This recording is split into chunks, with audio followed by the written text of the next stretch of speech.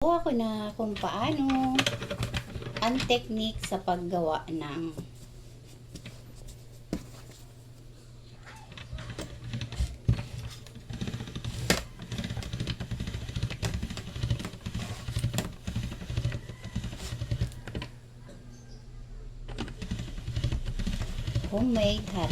homemade egg noodles.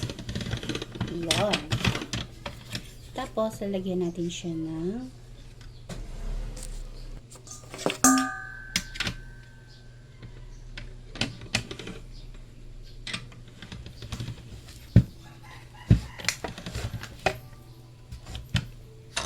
gumagalaw-galaw siya.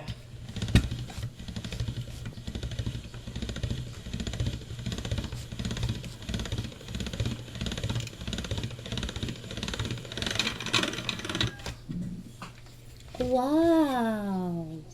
Much better. Ito na. Yung aking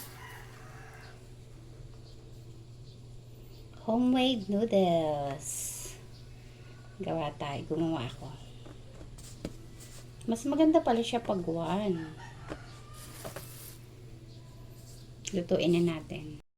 Pag oras na wala ka maisip na pang merienda, gumawa ka na lang ng noodles. Kayang-kaya pala nating gumawa. Napakadali lang nitong gawin kaysa bumibili pa tayo ng mga process na noodles, tayo na lang gumawa.